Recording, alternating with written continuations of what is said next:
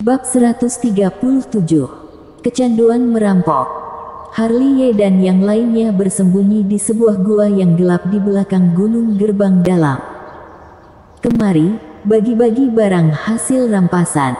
Begitu masuk Brady berteriak dan ingin membagi barang hasil rampasan. Keempatnya berjongkok di tanah, dan Harley juga mengeluarkan tas penyimpanan milik Nero Jiang. Namun, ketika tas penyimpanan dibuka, sudut mulut keempat orang itu berkedut. Apa-apaan ini? Yunandi Xie adalah orang pertama yang berteriak. Dia adalah orang yang berada di alam Zen yang, omong kosong apa ini? Bersibuk sejak tadi, alhasil semuanya sia-sia. Pandi Huo langsung terduduk di tanah. Tak heran reaksi mereka begitu intens, alasan utamanya karena tidak ada apa-apa di tas penyimpanan Nero Jiang, selain 8.000 batu spiritual, hanya ada 2-3 botol cairan spiritual dan beberapa rumput spiritual yang tidak terlalu berharga, bahkan tidak ada satupun senjata spiritual. Dibandingkan dengan reaksi mereka bertiga, Harley hanya menyentuh ujung hidungnya. Mengapa Nero Jiang yang merupakan alam Zen yang hanya ada barang-barang ini di tas penyimpanannya? Itu karena Harley telah menjarah semua harta karun milik Nero Jiang saat ujian di hutan Huanglin. Kini Nero Jiang sangat miskin. Dengar-dengar kamu merampas banyak harta karun di hutan Huanglin. Mata Yunandi Xie dan yang lainnya tertuju pada Harley. Tidak ada lagi, sudah habis. Harley merentangkan tangannya. Aku baru saja membeli bahan untuk meningkatkan tingkatan pupet tingkat human, jimat spiritual Ju dan jimat spiritual Suan. Aku lebih miskin dari kalian sekarang. Mendengar ini, raut wajah mereka bertiga tiba-tiba muram. Merekalah yang benar-benar miskin, karena Harley, mereka bertiga dipukuli satu demi satu, dan harta mereka hampir dirampok semua. Tidak apa-apa, uang bisa dicari lagi. Harley menepuk-nepuk pundak mereka bertiga. Setelah beberapa jam kemudian, aku akan memancing satu orang lagi. Dia merampok kalian, kita rampok kembali, ini baru adil. Rampok semua barang mereka. Mereka bertiga berbaris rapi dan berjongkok di dalam gua dengan tangan terlipat. Melalui celah rerumputan di pintu masuk gua, mereka samar-samar masih bisa melihat murid gerbang dalam yang datang ke belakang gunung untuk mengumpulkan rumput spiritual. Tidak ada yang menyadari mereka, mungkin karena gua ini terlalu rahasia. Bung, kapan kita akan mulai buat pil? Karena bosan, Yunandi Xie menatap Harley. Tunggu dulu, teknik pembuatan pilku ini kurang baik. Tidak peduli berapa banyak jumlah rumput spiritual yang diberikan kepadaku, aku juga belum bisa membuat pil elemen spiritual. Harley melambaikan tangannya.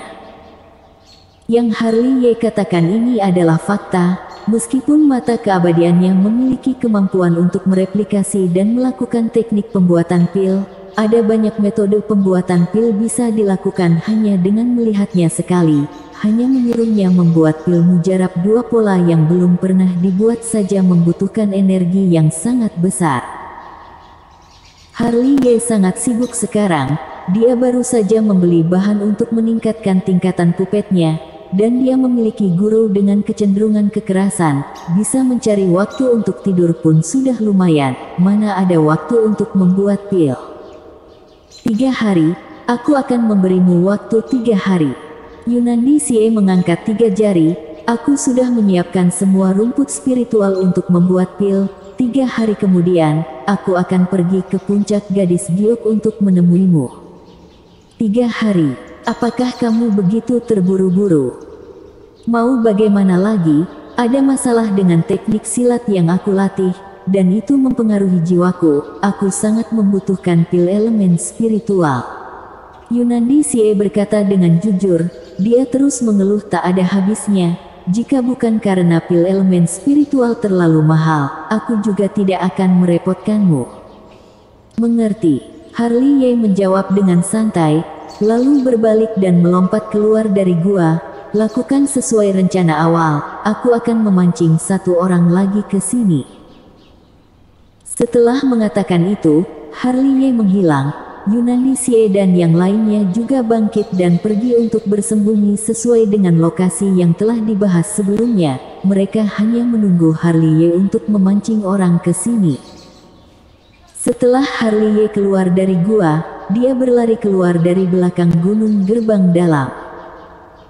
Seperti pertama kali, dia membawa pedang Tianke yang berat dan berjalan santai di sekitar gerbang dalam. Dengan tusuk gigi di mulut dan bagian kaki celananya dilipat, dia melihat ke kiri dan ke kanan sepanjang jalan. Penampilannya sangat mirip dengan preman.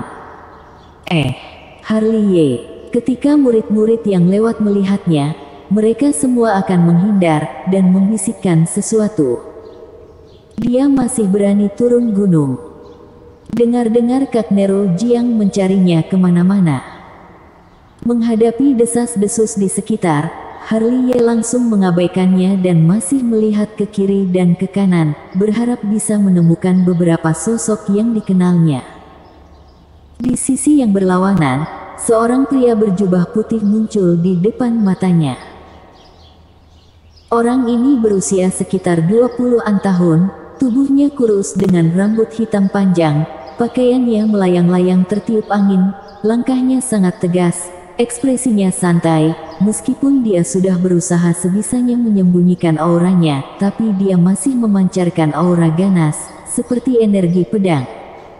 Kuat sekali. Melihat orang itu dari jauh, Harley sedikit mengernyit, dia merasakan tekanan dari pemuda itu. Hormat pada Kak Yogi. Para murid dari gerbang dalam maju dan memberi hormat kepada pemuda tersebut. Yogi Ni. Harley menyipitkan matanya dan bergumam dalam hati, dia adalah Yogini, murid tertua Henki Feng Master dari puncak Edge Sword gerbang dalam. Dan juga merupakan peringkat kedua murid pewaris. Stabil seperti pohon pinus, berjalan seperti angin, murid tertua dari paman guru Feng memang luar biasa. Menatap Yogini, Harley bergumam lagi di dalam hati. Saat berbicara, Yogini datang seperti angin. Hormat pada Kak Yogi. Seperti murid-murid lain dari gerbang dalam, Harley yang merupakan adik seperguruan juga membungkuk untuk memberi hormat. Yogini tidak berbicara, hanya mengangguk pada Harley dan tersenyum tipis. Temperamennya seperti gurunya, Henki Feng, acuh tak acuh dan pendiam, tapi senyumannya hangat seperti angin musim semi. Orang ini boleh diajak berteman.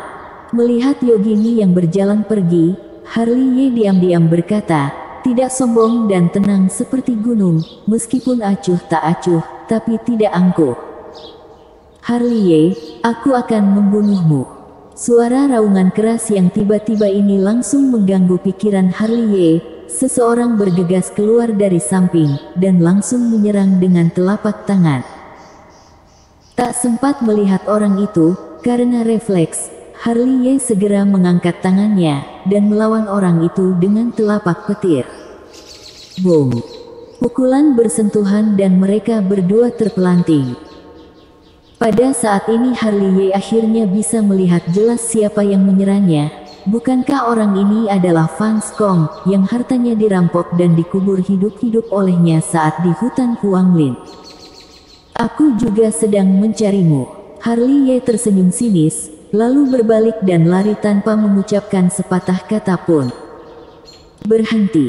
Fan Skong berteriak, matanya merah darah, dan ekspresinya bahkan ganas seperti iblis.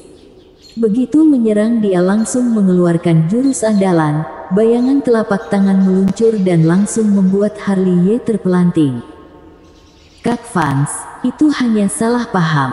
Untuk memancing Fan Skong ke gunung belakang, Harley sama sekali tidak berkelahi. Setelah merangkak untuk berdiri, dia segera bergegas ke belakang gunung gerbang dalam. Di belakang terdengar suara teriakan marah Fan Skong. Harley tidak mempedulikannya. Api kemarahan memenuhi mata Fan Skong dan membuatnya mengejar Harley seperti anjing gila. Segera, keduanya saling mengejar dan melarikan diri hingga ke belakang gunung. Boom. Dor. Tak lama kemudian, terdengar suara keras dari belakang gunung gerbang dalam. Karena tidak pernah menyangka akan ada penyergapan, Fans Kong segera dijatuhkan oleh Harley Ye dan yang lainnya. Selain itu kondisinya tidak jauh lebih baik dari Nero Jiang. Tas penyimpanannya dibawa pergi, bahkan dia ditelanjangi lagi, pada akhirnya dilemparkan ke dalam lubang yang digali sebelumnya, dan dikubur hidup-hidup untuk kedua kalinya. Hahaha. Di gua yang gelap, tawa Brady terdengar. Hari ini dia telah melampiaskan amarahnya, serangannya juga sadis, tongkat gigi serigalanya hampir dihancurkan oleh Fans Kong. Dendam sudah dibalas, aku pulang dulu. Setelah membagi rampasan, Harley Ye menepuk pantatnya dan berdiri. Dia ingin kembali sesegera mungkin untuk meningkatkan tingkat Puppet Jeanne ke tingkat Suan, dan Fancy Chu juga hanya memberinya waktu 1 hari untuk turun gunung. Jika dia pulang terlambat, pasti akan dipukuli. Jangan. Mereka bertiga menarik Harley Ye.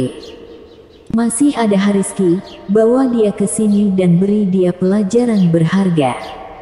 Yunandi Xie berkata dengan getir, dia adalah murid pewaris gerbang dalam peringkat ke-8, koleksinya pasti banyak, ayo rampok dia.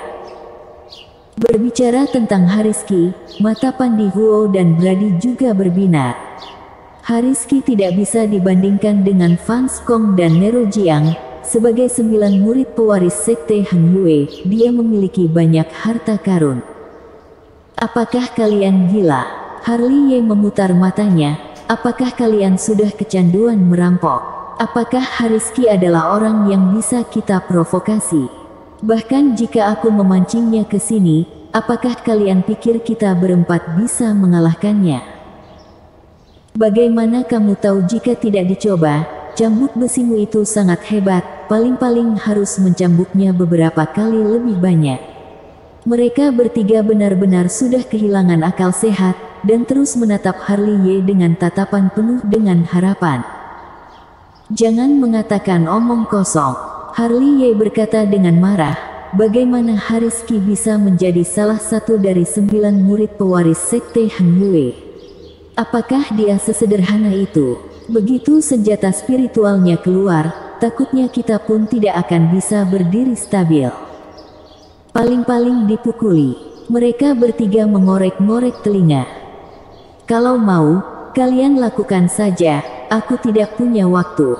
Selesai mengatakan ini, Harley Ye mengangkat kakinya dan ingin memukul orang. Jangan. Brady buru-buru meraih Harley Ye, lalu mengacungkan jarinya yang tembem. 1 kali, terakhir kali, kita tidak akan merampok Hariski, rampok orang lain. Terakhir, Harley Ye akhirnya setuju. Oke, kali ini giliranku untuk memancing orang. Brady menawarkan diri. Setelah mengatakan itu dia sudah melompat keluar dari gua dengan tubuh gemuknya. Setelah Brady pergi, Pandi Huo dan Yunandi Xie juga berlari keluar satu demi satu. Melihat ini, Harley Ye juga menggosok alisnya dan ikutan keluar, menunggu di lokasi penyergapan yang sudah dinegosiasikan sebelumnya. Malam tiba dan sudah sepi. Entah berapa lama kemudian, Pandi Huo berdiri, melirik keluar gua, dan berkata dengan suara rendah, kenapa Brady belum datang juga? Mungkin karena langit sudah mulai gelap, kata Yunandi Xie. Adapun Harley Ye, dia sudah tertidur dengan bersandar di pohon besar. Roar. Tiba-tiba, suara raungan binatang terdengar, itu membuat Harley Ye segera membuka matanya dan bergidik, kemudian menggelengkan kepalanya dan menoleh ke Yunandi Xie dan Pandi Huo. Apakah kalian ada mendengar suara raungan? Mana ada suara raungan, ada-ada saja. Pandi Huo dan Yunandi Xie melirik keluar dan berkata, apakah aku salah dengar? Harley Ye mengorek-ngorek telinganya dan bersandar di bawah pohon besar lagi. Roar. Tapi, saat dia baru berbaring, suara raungan kecil terdengar lagi. Mendengar suara itu, Harley Ye segera melompat, dia mengejutkan Yunandi Xie dan Pandi Huo. Bisakah kamu jangan mengejutkan orang? Benar-benar ada suara raungan, apakah kalian tidak mendengarnya? Harley Ye menatap Yunandi Xie dan Pandi Huo lagi. Tidak, Yunandi Xie dan Pandi Huo menggelengkan kepala. Aneh. Harley Ye menyentuh dagunya, dia yakin bahwa suara raungan itu memang ada, itu sangat kecil, tidak tahu dari mana sumbernya. Selain itu, suara raungan itu sangat aneh, ada kekuatan magis yang menghipnotis. Itu dia, Yunandi Xie mengingatkan mereka, dan Pandi Huo telah mengeluarkan sepasang palu godamnya. Adapun Harley Ye, dia untuk sementara mengesampingkan pikirannya dan mengeluarkan cambuk besi yang dirancang untuk memukul jiwa orang. Tolong! Segera, suara teriakan Brady datang, sosoknya yang berguling dan merangkak dengan cepat muncul di mata mereka bertiga. Melihat ini, mereka bertiga tercengang sejenak, mereka semua melihat ke belakang Brady, ingin melihat siapa yang dipancing oleh si gendut ini. Tapi, ketika mereka bertiga melihat ke sana, sudut mulut mereka berkedut lebih dari belasan kali. Sialan! Yunandi Xie mengomel dan langsung melarikan diri tanpa mengucapkan sepatah kata pun.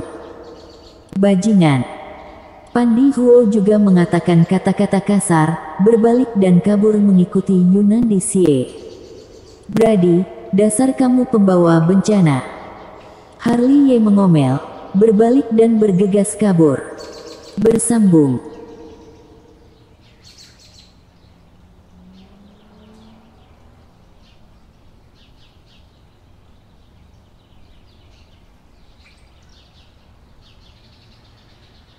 Bab 138. Dikeroyok massal. Tolong. Suasana belakang gunung gerbang dalam yang sunyi itu dipecahkan oleh serangkaian suara teriakan.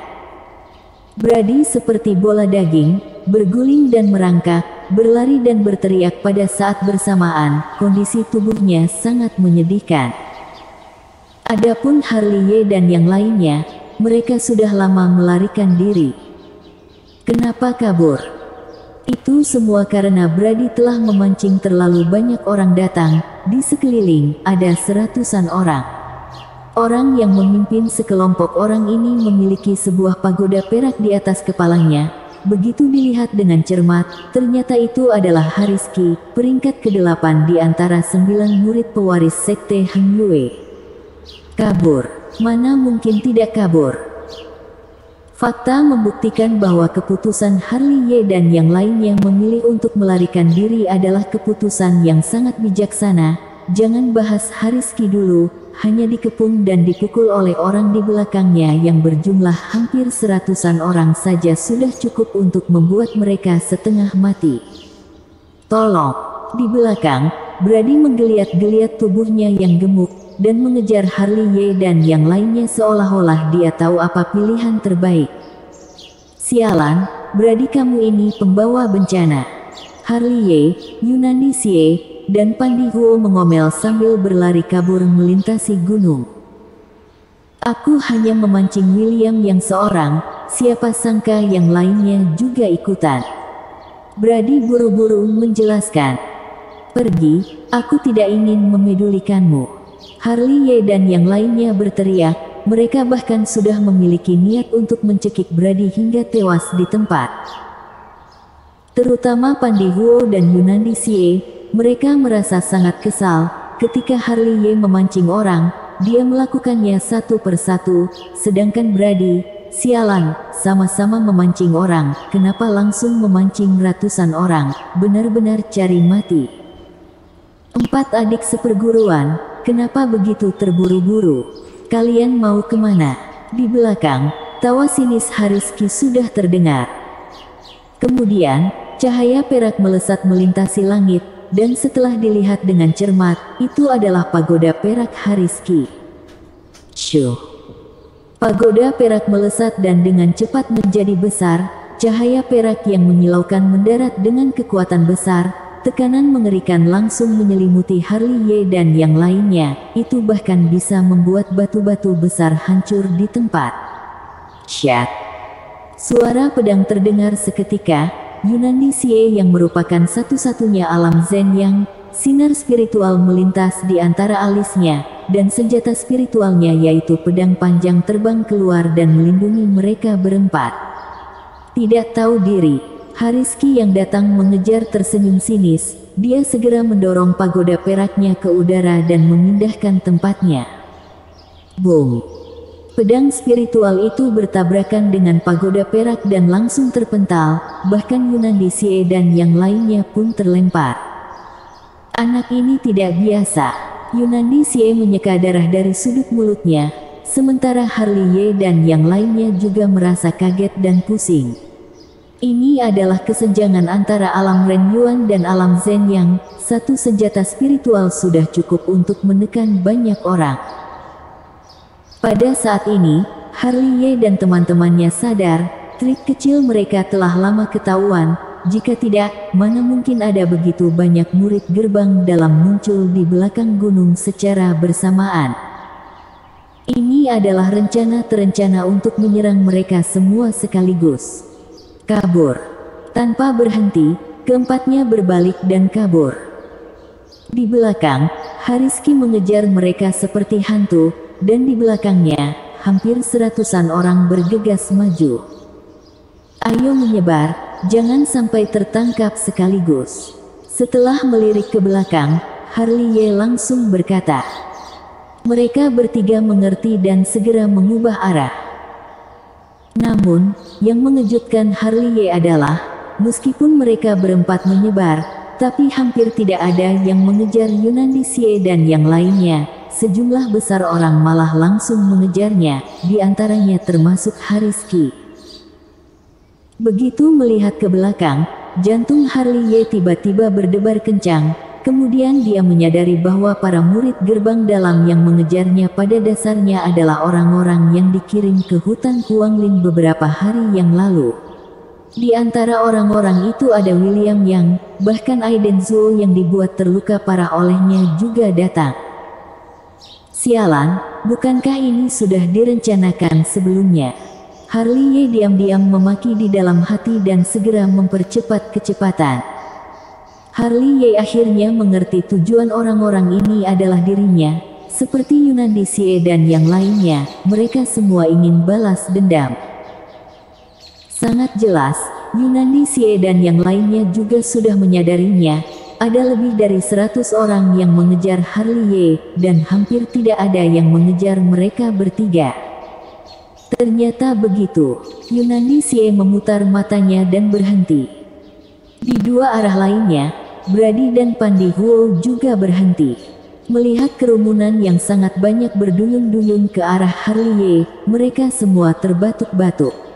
Terutama Brady, dia menggosok alisnya dengan keras. Kenapa aku merasa seperti mencelakai Harley? Kenapa masih bengong? Serang. Yunandi Xie adalah orang pertama yang bergerak dan berkata, karena kalian tidak mengejarku, maka aku akan membuat masalah di belakang kalian. Boom. Di kejauhan, terdengar suara keras.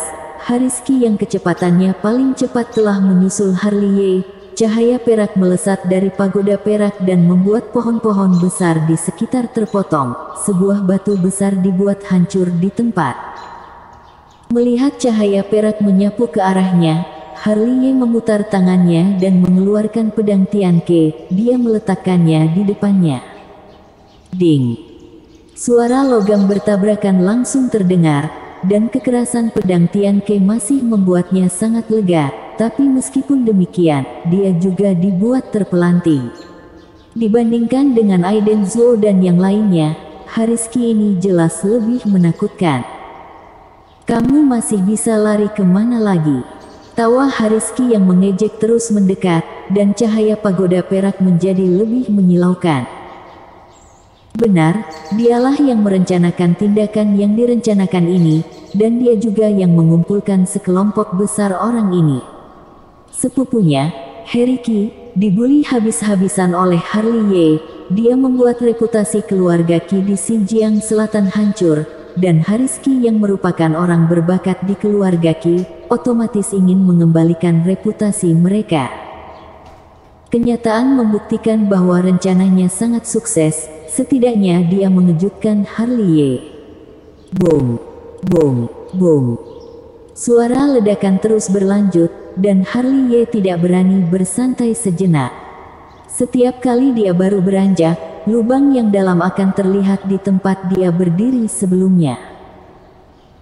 Harley Ye ingin melarikan diri, dia harus melarikan diri. Kini dia masih ditekan oleh gelang Yuying Qixing, bahkan Hariski pun bukanlah sesuatu yang bisa dia lawan. Belum lagi ada begitu banyak murid gerbang dalam yang mengejarnya di belakang ingin balas dendam. Jika bisa dilihat dari atas, dia dikejar oleh 100 belasan orang di belakangnya. Mereka seperti jaring besar untuk mengelilingi Harley Ye di tengah. Ini adalah gunung belakang gerbang dalam. Meskipun termasuk dalam formasi batasan wilayah, tapi jika Harley Ye tertangkap, bahkan jika tidak dibunuh, dia pasti akan cacat. Sambil berpikir dalam hati, Harley Ye melirik pagoda perak yang diluncurkan oleh Hariski. Pagoda itu bukan pagoda biasa, bahkan pedang spiritual Yunandi Xie yang berada di alam Zen yang pun diterbangkan dengan satu pukulan, apalagi Harley Ye yang berada di alam Ningqi. Aku tidak boleh ditekan oleh pagoda itu, kalau tidak masalahnya akan menjadi besar. Harley Ye meningkatkan kecepatannya lagi. Tapi, saat dia baru melangkah keluar, gelang Yuying Qixing di pergelangan tangannya berdengung dan bergetar. Segera, bintang kedua dari gelang Yuying Qixing menyala. Sialan! Harley Ye mengomel, dasar! Kenapa memilih waktu seperti ini? Segera, berat gelang Yuying Qixing meningkat menjadi 1000 kg. Harley Ye yang sudah beradaptasi dengan berat 500 kg, peningkatan berat gelang Yuying Qixing ini langsung membuatnya merasakan tekanan kekuatan berlipat ganda, dan kecepatan serta kekuatannya sangat berkurang. Perubahan mendadak ini mengejutkan Harley Ye, dan kecepatan melarikan dirinya dibatasi. Ngung! Di langit, pagoda Hariski memancarkan cahaya perak lagi. Boom! Di tempat, sebuah batu besar hancur. Harley Ye yang kecepatannya dibatasi langsung dibuat terpelanting keluar. Kamu masih mau kabur? Suara ejekan terdengar. Hariski mendekat seperti angin, dan pagodanya terbang dan menyerang ke arah Harley Ye. Mighty Dragon! Harley Ye berteriak, dia segera melambaikan tangannya, Mighty Dragon segera menghantam ke arah langit. Meskipun suara auman naga sangat kuat, tapi pukulan puncaknya jelas tidak cukup melawan pagoda perak. Bayangan naga emas dihancurkan di tempat, dan dia yang belum menstabilkan tubuhnya, terkejut dan terbang keluar lagi. Benar-benar lemah. Hariski datang perlahan. Ada senyuman mengejek di sudut mulutnya. Dia tidak segera menekan Harley Ye, melainkan sangat santai, seolah-olah dia sedang menikmati keadaan Harley Ye yang berakhir menyedihkan.